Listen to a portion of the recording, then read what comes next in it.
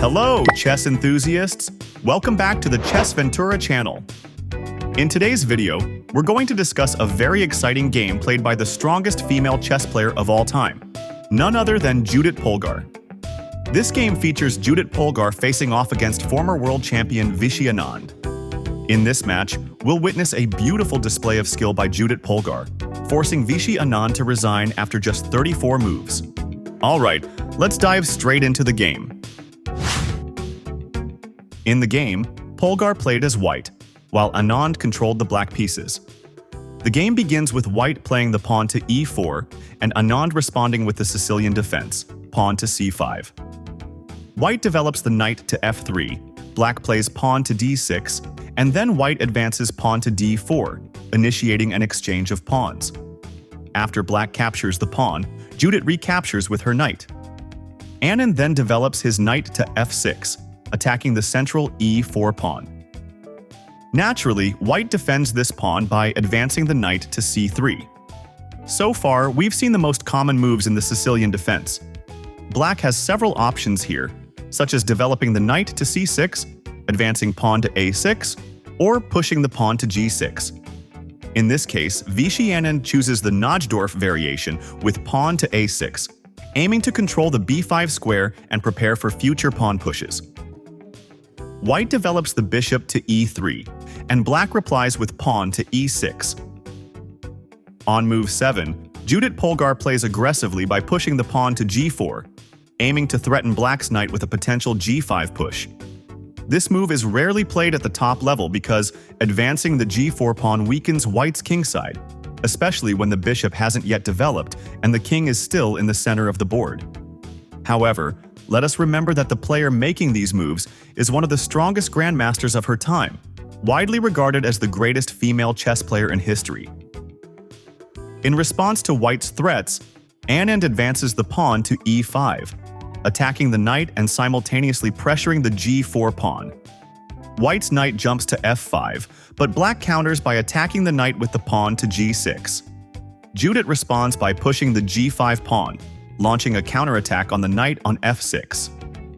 Black's best move here is to capture the knight with the pawn, which is exactly what Anand does. But instead of recapturing black's knight, Judit boldly takes the pawn on f5, a daring move. The idea behind this move is that if black retreats the knight, say to d7, white can bring the queen to h5. If black then pushes the pawn to d5, white can castle queenside. After black advances the pawn to d4, white can position the bishop on c4. This sequence highlights white's aggressive attack, creating significant challenges for black in the subsequent moves.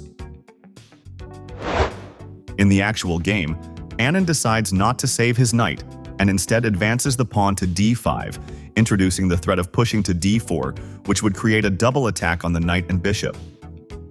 But instead of defending her pieces, Judit boldly brings her queen to f3.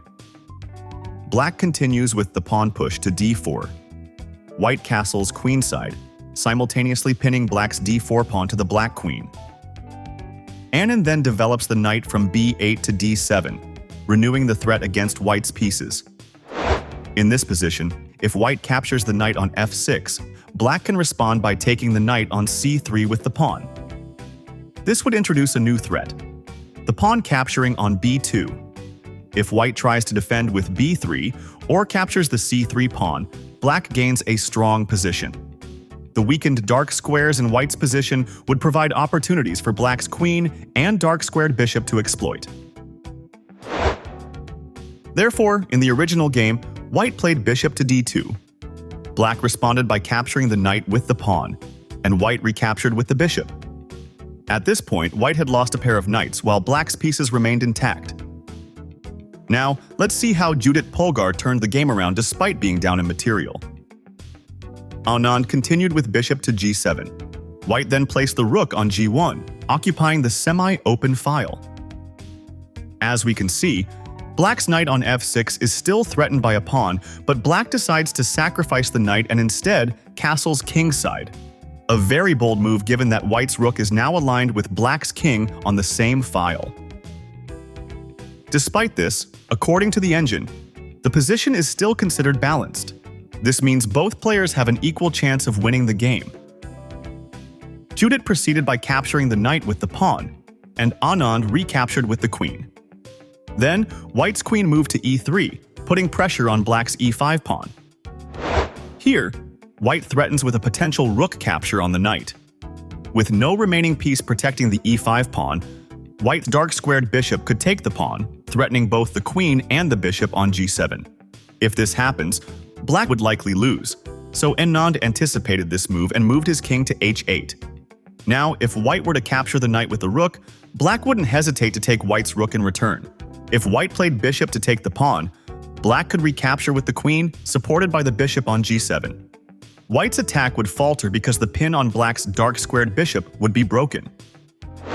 Returning to the original game after black's king moved to h8, white had to be cautious due to the threat of black's bishop on h6.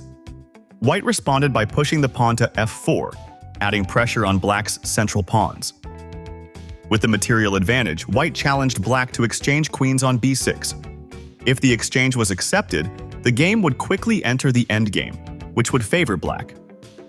Therefore, white rejected the queen exchange with queen to g3, creating a potential threat of checkmate if the queen captures the bishop.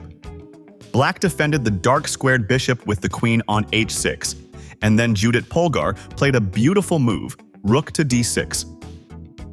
Of course, this rook move wasn't free, because if black captured the rook, white's queen would immediately take the bishop and deliver a checkmate. So black blocked the rook's attack with a pawn push to f6. White continued with bishop to d2, black advanced the pawn to e4, and white moved the bishop to c4. Anand then tried to attack white's light-squared bishop with a pawn to b5. The bishop retreated to e6, increasing pressure on the knight on d7. Black responded with rook to a7, and Judit Polgar continued with rook to c6. Black pushed the pawn to a5. White responded by moving the bishop to e3, threatening black's rook. Anand saved the rook by moving it to b7, and white replied with bishop to d5. The idea was that if white captures the bishop on c8, white's bishop could then capture the rook on b7. Of course, black prevented this plan by moving the rook to b8. White continued with rook to c7. Now, white had successfully placed the rook on a very strong square, controlling the 7th rank. This position also naturally applied additional pressure to black's dark-squared bishop. Black responded with pawn to b4, and white countered with pawn to b3. At this point, the position was very difficult for black, and there weren't many good moves left for black to make. The best move for black here would have been rook to d8. However, Vishy Anand made a less accurate move by playing rook to b5, intending to drive the bishop away. This gave white the opportunity to play bishop to c6, creating a double attack on black's two pieces. Anand continued by capturing the pawn with his rook, but Judit did not immediately capture the knight. Instead, she captured the bishop with her rook. After the exchange of rooks, white then captured the knight, creating a fork and attacking both of black's rooks. Black responded by moving the rook to c5, and white's bishop captured the rook. Black recaptured with the rook, but now black was facing numerous weaknesses, particularly on the back rank and with the bishop on g7. Judit took advantage of these weaknesses by placing her rook on d1, threatening a check on d8. Feeling the pressure, Anand made a fatal mistake by moving his king to g8. After white's queen moved to g2, Vishy Anand resigned on move 34. You may be wondering why black resigned so quickly, even though both players were of equal material strength. While the material may seem balanced, white's position was clearly dominant over black's. As we can see, white's pieces are highly active and creating serious threats against black's king, while black's pieces are passive and not posing any significant threats. If the game had continued, for example, if black played queen to g6, white could capture the pawn on e4. If black then played h6, white could move the rook to g1, attacking black's queen. It's important to note that black's queen must protect the rook from white's queen, so black's queen would be forced to move to h5. White could then check with the queen on a8, and after black's king moved to h7, white's queen would move to b7, threatening checkmate in the following move. The best way for black to prevent checkmate would be to sacrifice the rook with a move to g5.